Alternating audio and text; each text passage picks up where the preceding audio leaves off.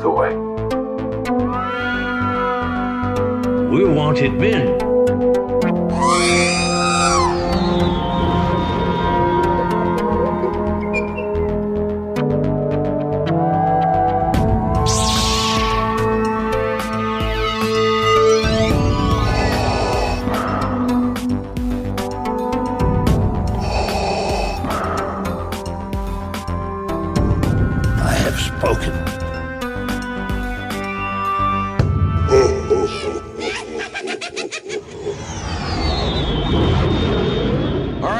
Welcome back to another week on Smuggler's Galaxy podcast. I've got co-host Glen Williams with me here. Glen, how you doing today? I am good, Justin. How you doing?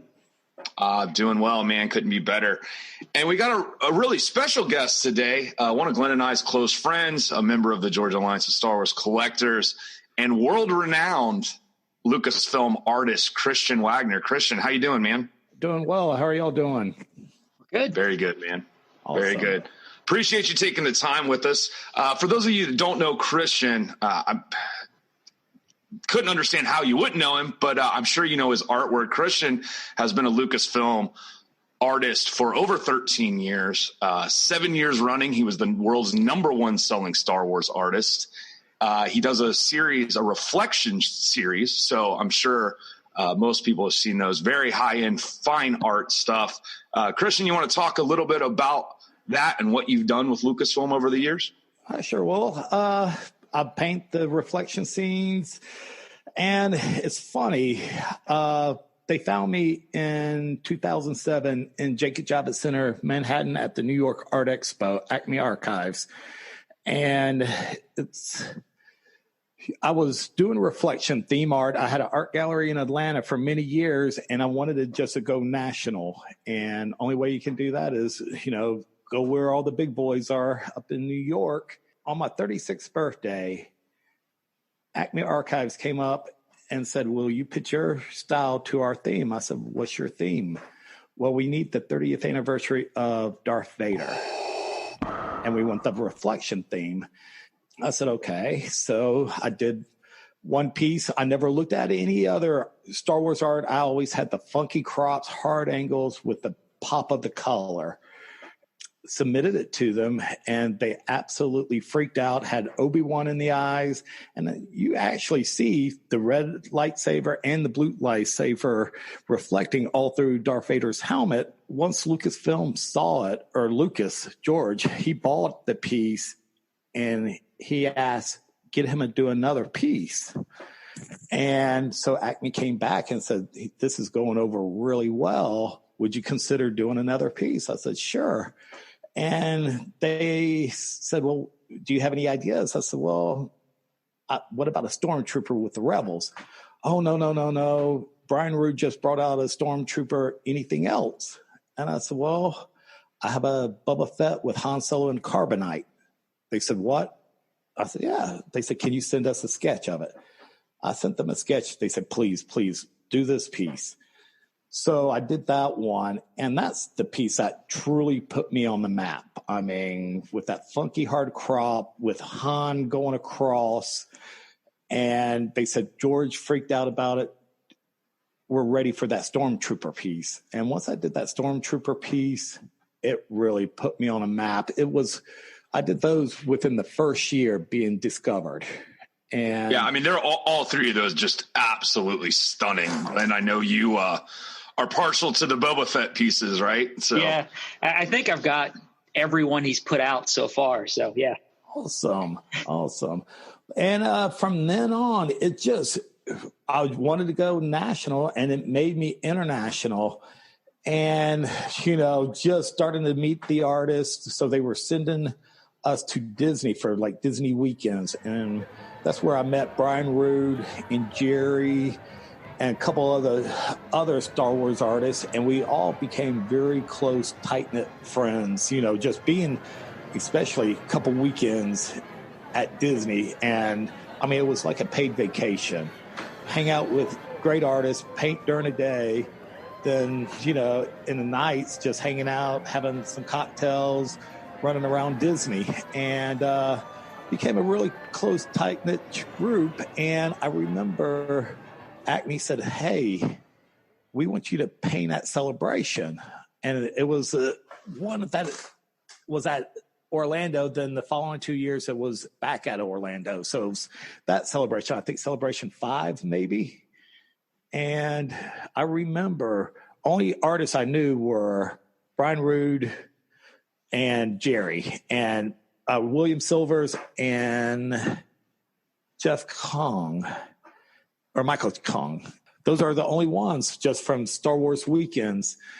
And I remember being there just blown away, just the size of it, just strictly Star Wars. And I was just painting at the Acme booth, and I was painting actually Jango Fett. And just, that's where I started meeting all the other Star Wars artists. And one of my favorite ones was Steve Anderson. And I was right by the art show, and he walked by, Mr. Anderson. He looked at me, oh, I don't have time, like sort of blowing me off, oh, whatever. And it's funny, like the next 2 years later at the next celebration, I was one of the members of the 25 members of the art show. And by then, when I went around, I knew basically all the artists by then. And it was a nice, great feeling, getting to know all your peers. Well, you bring up celebration, and that's actually something I wanted to discuss. First off, let's just talk about, the fact that celebration has been canceled, right? I think It was the correct thing to do. I think it was the smart choice. Unfortunately, it's been postponed to 2022. I guess there's been some rumblings, and I think it's more just wishful thinking, but people have said, well, they haven't turned down 2021. Maybe there's something planned there. I highly doubt it. Something of this scale, takes years in the making. So what are you guys' thoughts on just the fact that celebration, has been postponed and everything going on with COVID-19? It was a relief for me finally getting the word. It takes, especially, I'm an oil painter. I'm not a digital artist. So like preparing for the show first, you're preparing for the art show and submitting 2 pieces, which you have to keep, under lock and sealed. Can't let it get leaked. A lot of times it takes me about 3 weeks to work on a piece straight. And so basically I have a month and a half of my life tied up submitting 2 pieces to see if you get accepted, so you're pre-planning that. Then, hey, Christian, real quick, yep. What's the, cause I know like those pieces end up becoming like celebration prints, but what scale are these originals? Cause they're not 11 by 17. Right? No, they're not. Usually I like to make my celebration print an 18 by 24. It's a nice size, standard size. You can get a, frame for it. And the paintings are a 24 by 30. So it's not that much bigger. Okay. And actually the one I did, one was 24 by 30 and another one was a 30 by 36.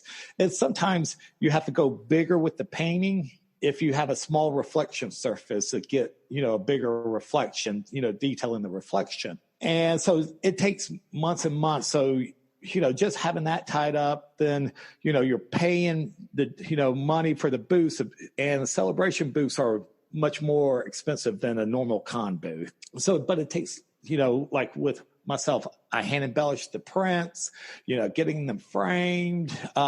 It takes a lot of work, especially the dresses. You want to become one of the 25 artists for the art show. It's unbelievable that Lucasfilm does this for their artists, and it comes from George. He bought a ton of people's art, he bought many pieces of mine.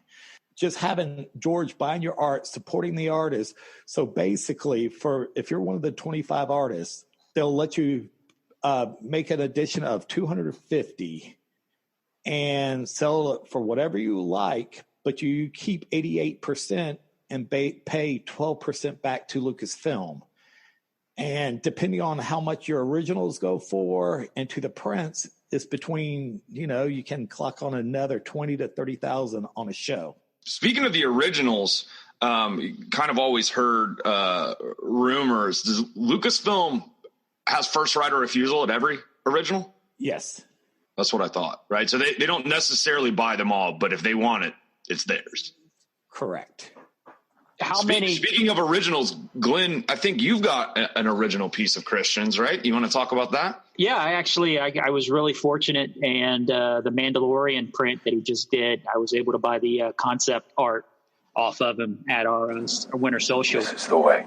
It's got a prominent place in my collection, and I'm pretty excited to have that piece because I never thought I could actually own an original Christian piece. I've actually been following him for 7-8 years, ever since I saw that first Boba Fett just scrolling Facebook one night. It was a stop, it made me stop in my tracks. It was such an awesome piece, that Boba Fett with the Han and Carbonite in the reflection. And I was actually fortunate enough to get one off of Christian a few years ago. Got that piece too. Yeah, you can say it. You teared up a little bit. Yeah, Don't worry. I was freaking excited. I mean, yeah, it was. That was a special moment. You mentioned seeing Christian's work, and Christian, I'm going to put you on the spot. We didn't talk about this ahead of time.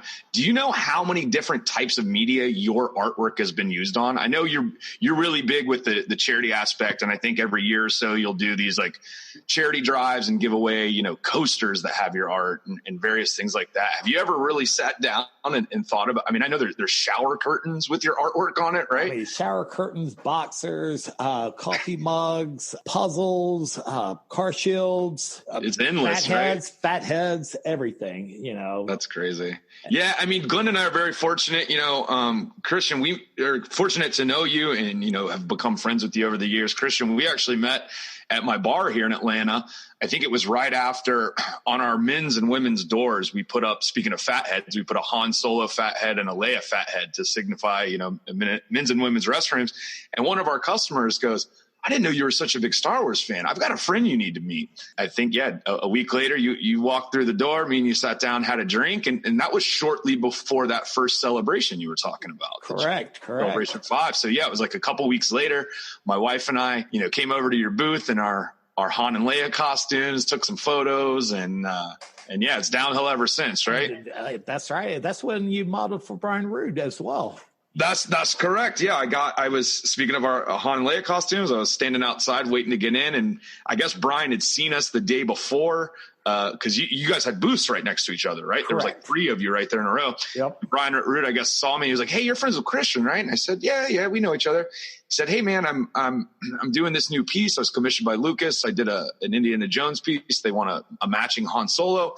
He said, if you want, I can get you and your lady in right now, and so we went in and took some photos of the Millennium Falcon cockpit, and just so happened to be the same morning that George Lucas was walking the floor. So that's a moment where Jen and I will never forget for sure. So we're talking about celebration. You kind of went through the beats of how it is to become an artist and how you get selected for that art show, but tell us a little bit about, because you're kind of on the other side, right? Like we're on the fan side. We have to wait in those ridiculous lines to queue in the morning just to get on the show floor. But you're there days in advance, right? You're setting up your booth. Yep.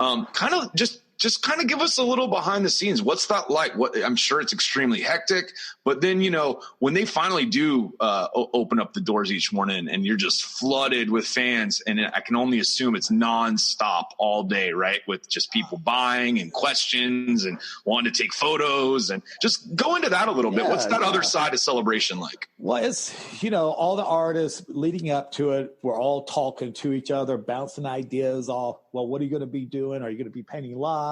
Like Jerry, we always said, well, sometimes you just have to show off, and paint live. And so usually we always try to get, even if we're in the art show, if we're not, we try to get our own booths all by ourselves and to show our other work. People ask me, what do you look forward to when you go to Celebration? I look forward to hanging out with all the artists and the art fans. And those are the 2 biggest things I look forward to. And usually after the show, I can really go have some cocktails, go somewhere else. Maybe 1 or 2 nights I'll do with the Celebration, but usually great dinners. But leading up to the show, it's hectic, and most artists ship their stuff. But since I deal with oils and varnishes, and I have in my art gallery, I know what shipping does to a piece. And usually if it's summertime, springtime, anything in a truck the varnish will heat up, then it will stick to the plastic or to the paper that you wrap it in.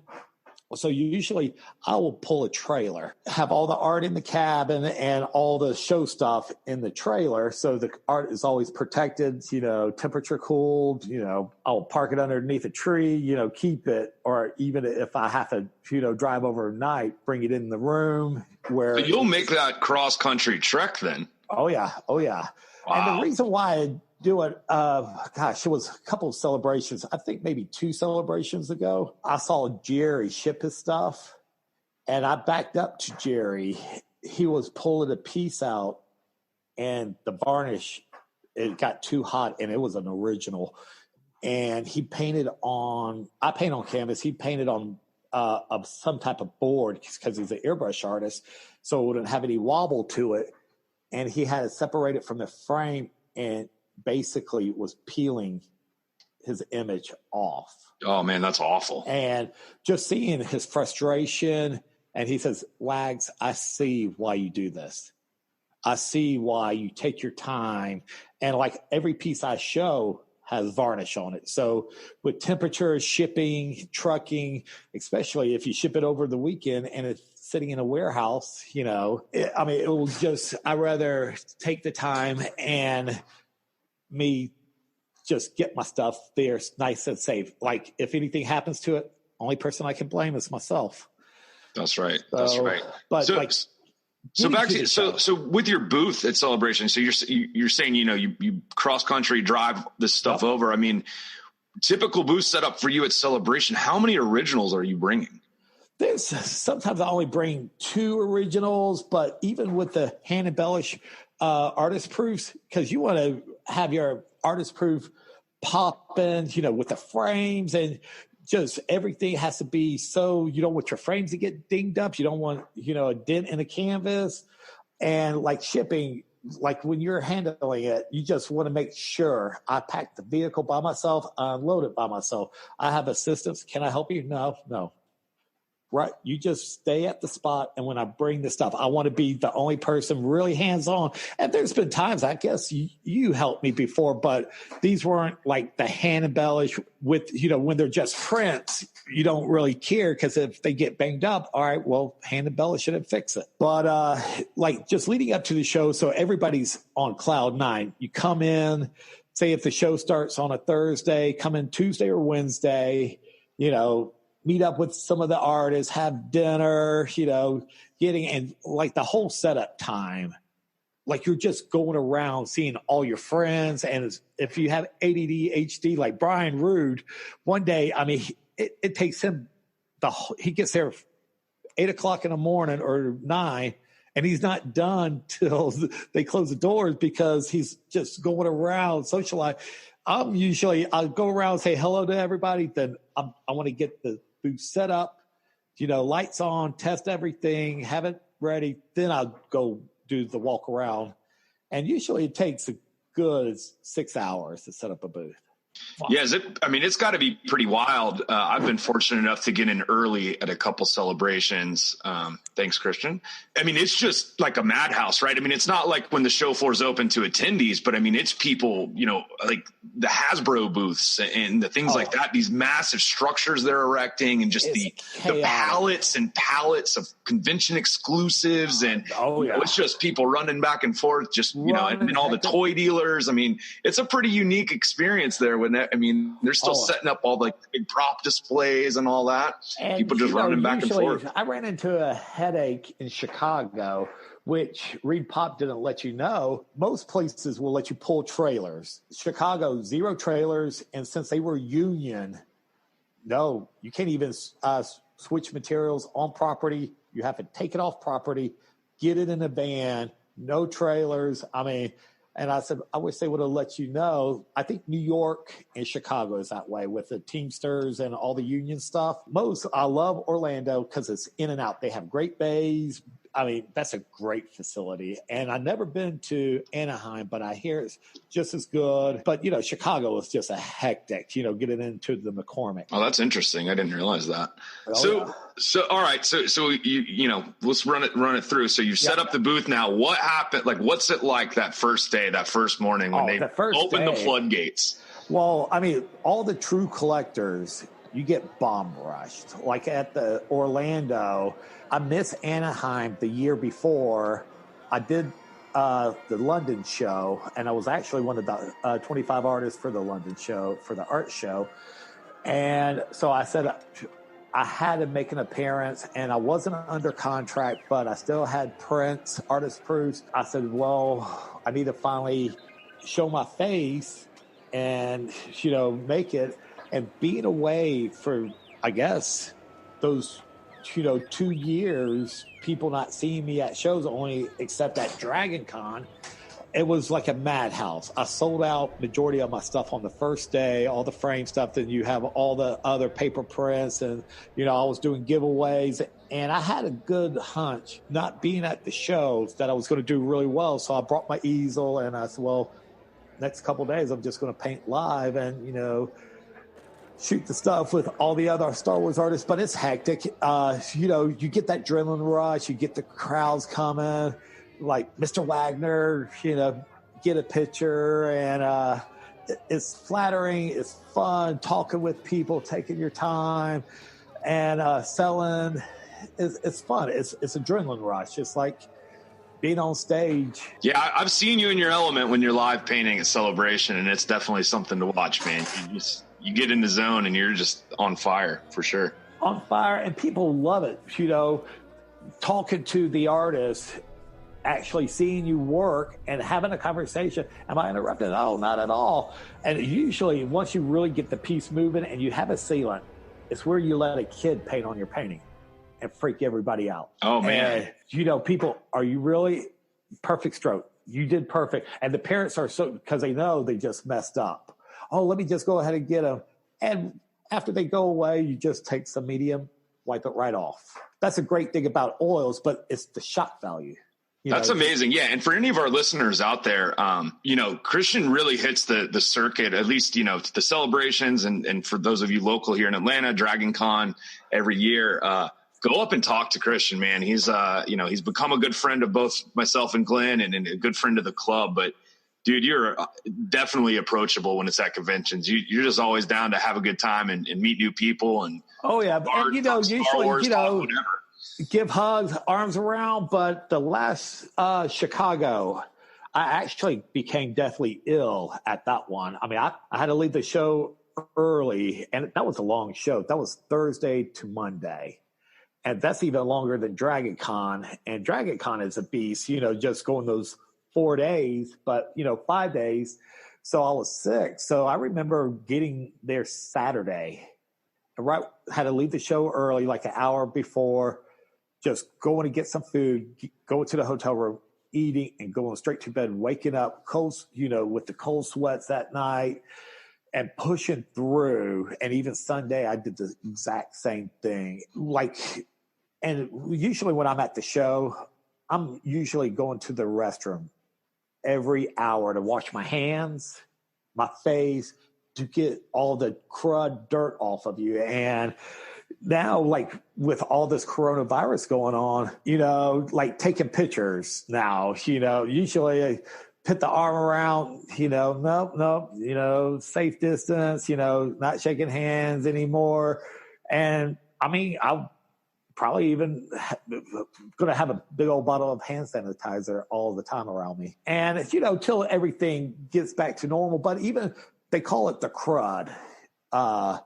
And that was the first time I ever got deathly ill. And, I said it would be my luck, set up a beautiful booth. And I was actually doubling the size of my booth this year and going with a 10 by 20, really spreading the art out, have a great setup, an area where to paint. I said it would be my luck driving across country to a show, and they're testing temperature check.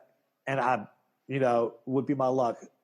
I have a fever. That's just sort of a reason why I wanted them to go ahead and cancel the show, because you don't want as many people that I was seeing, starting to cancel, trying to sell their tickets. You don't want to go to a show, and that one is such a big show with half the attendance. if you're going to put on all that stuff, and like for people like us traveling cross country, like it's got to be a full experience, right? You don't want to be reserved. It needs to be exactly a no holds bar, fun weekend, and not right.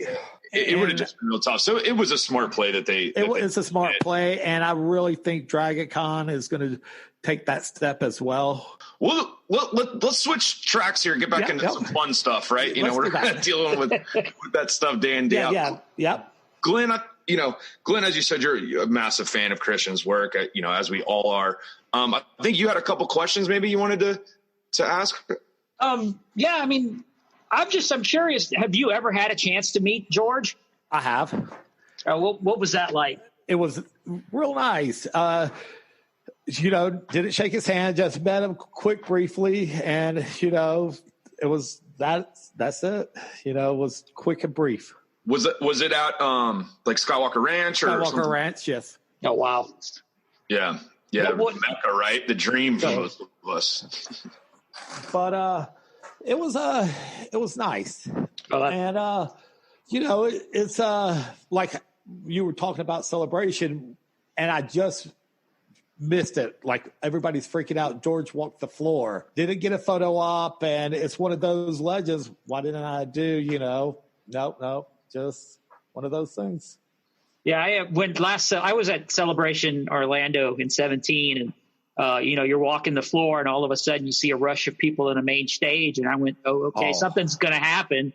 So you walk over there, and there's George Lucas and Harrison Ford, and it was just like, holy crap, I mean, and I was right by that stage as well, and I said, how did I miss that? I mean, just because it was such a big shock. Everybody wasn't expecting him to be at that one. And I guess, didn't they do that concert too, John Williams?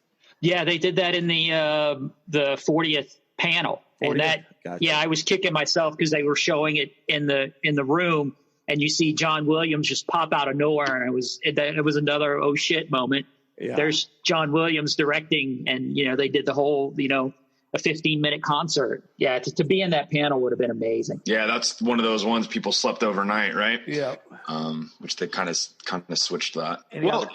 Talking about amazing convention stories, Christian, you got anything, life on the road, wild stories, fun stories of hanging out at celebrations or really any convention as an artist? Doing DragonCon, going to DragonCon, and even when I was a licensed Star Wars artist, I didn't do DragonCon.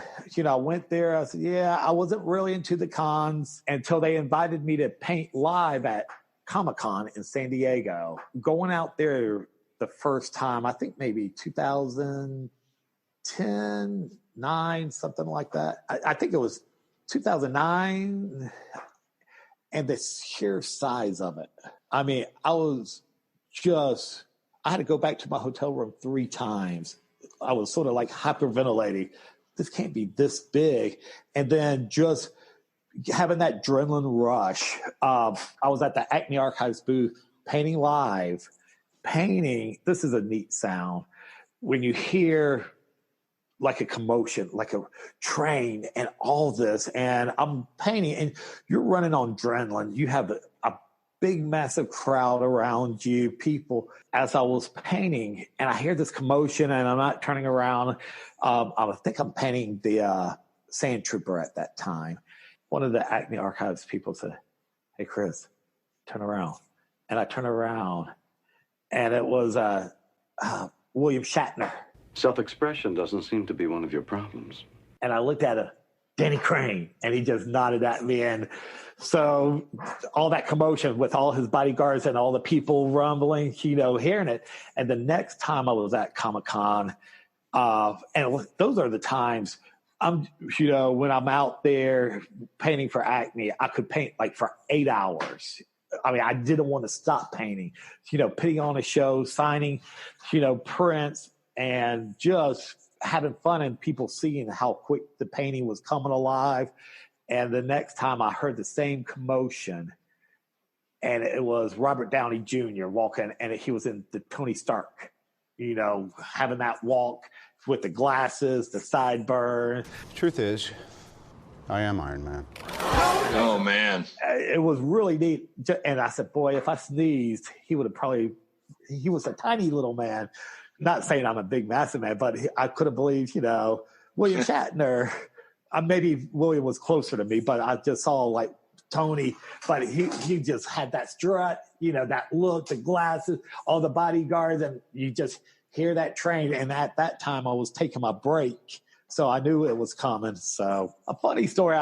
So talking about getting into it, so I started doing Dragon Con, and like usually when Acme would take me, bring me out to paint live, do signing, usually we're like doing a rooftop Lucasfilm party where I met Stan Lee. He's right there. And like it's Brian Roode, Jerry, all of us, in this group, just a gorgeous setting put on by Lucasfilm. And, just you have actors and all this walking by you. So I said, I need to get into this. So started doing Dragon Con. So not really doing any of the cons and, just staying away from them, thinking all cons were like Dragon Con, a big old party, goes on all night. And for those of our listeners that aren't from Atlanta or haven't ever been to Dragon Con is a 24/7 convention. There is panels all day, dealer rooms, things of that nature, and then concerts start about 8 o'clock at night. Those go till about 2 a.m. Then the DJs and raves start about 2 a.m. and go till about 7 a.m. There's a break from 7 to 8 a.m. and then panels start back up at 8. So it's literally 24 hours of programming. And not only is there just one concert or DJ, every main hotel, there's 3 to 4 concerts at any given time from 8 o'clock to 7 o'clock in the morning. It's just bananas. I got a bad feeling about this.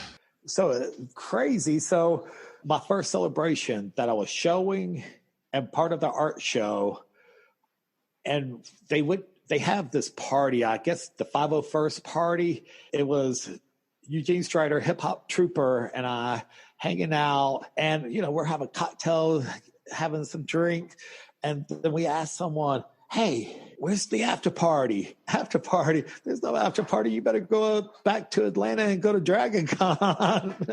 So that was a big awakening. And I said, I thought all cons were like Dragon Con. So, but it's nice. I mean, Speaking of the after party, I think, and Strider, I think he tried that last year in Chicago, throwing the hotel bar DJ party out of nowhere at like midnight one night. I think that one went pretty well in Chicago. I remember him at that one, and the hotel was locking him down, saying no. And he had a good little crowd, but I think he did really well in Chicago. They were more easier on him with the hotel. They want everything to be shut down, but I guess how much money was coming to Chicago. I mean, I love Dragon Con because I'm VIP. They give me my booth, but usually at the shows, since I'm pulling a trailer, I usually park 5 miles away from the show and take an Uber in. And like when sometimes I'm done with the show, I'm done. Dragon Con is a different story, but like Celebration, I want to be on point. Yeah, one night I might go out, really hoop it up with everybody. There's a lot of times I like to have a good steak dinner, hang out, see the people I want to see, do the dinner, and be away from the hoopla. Yeah, I hear you, man. Yeah, Celebration of Dragon Con, completely different beast there for sure. Well, guys, Christian, I think maybe we'll wrap it up here. Glenn, did you have anything else you want to add? I got to bring this up, and I'm going to shoot myself or be aggravated. Yep. The last shot of Clone Wars with the helmet and Ahsoka in the reflection. Are you going to paint that? Because that was my first thought was that somebody stole that idea from Christian. Filoni, it's funny. I remember meeting him at Star Wars weekend. He came up to talk to Brian Roode, and Brian Roode and I were side by side painting at this table and doing signings. And I didn't. And keep in mind, I was a fine artist. I was a Star Wars fan, but not knowing everything. And meeting him, and I said, "Brian, what's so big about him?" Filoni. I said, all right, great, and then he filled me in. I said, and I didn't really put it together. And then seeing his drawing of the reflection, because he posted first on Instagram a drawing of one of the clone helmets with Soka in it. It's flattering because, having, and even though you see it in the movies now, like when Force Awakens, BB-8 comes and you see the X-Wing blow up and you see the reflection in his lens, just having that little, I'm not saying, but, that reflection theme going. And when I saw that, it moved me. And I wasn't a big Clone or Rebels fan, or not a fan. I just never really watched them. And sure enough, they said, here, this is a point where you watch it. And I watched all 4 episodes and I came up with some great ideas. And yes, I have flirted with that version of doing that piece, turning it a little bit more, but having the snow, having the helmet. Having Ahsoka looking at all the helmets, having Jesse's helmet reflecting Ahsoka. There's so many I could do from the Clone Wars. I've taken, the shots and then got my reference points and how would I do the paintings and start even just like Captain Rex, just knowing those helmets and what reflections, with all the clones painting their helmets with her markings, the orange markings, which I thought was really cool. Boy, I was blown away. But right now, I'm so stocked up on Star Wars art. Usually, like, if the 2 pieces, if I did get accepted, then you would try to see if the other piece would get, accepted to the art show. And since I submitted 2, see if the other one would get published through Acme. Or if they both fell, then see if they would get published. So I'm sitting on a body of work. I dabble from the commercial art with Lucasfilm to the fine art commission stuff. And I've been, real fortunate with all this stuff going on, just selling, taking in a lot of commissions right now. And I have my references and, later down the road, I said, even though it's a different look of mine, but those would be some great celebration pieces. That's where celebration, you could throw that, since it's slightly different, animation, but still throw a little realism in it. And it would be a great celebration piece.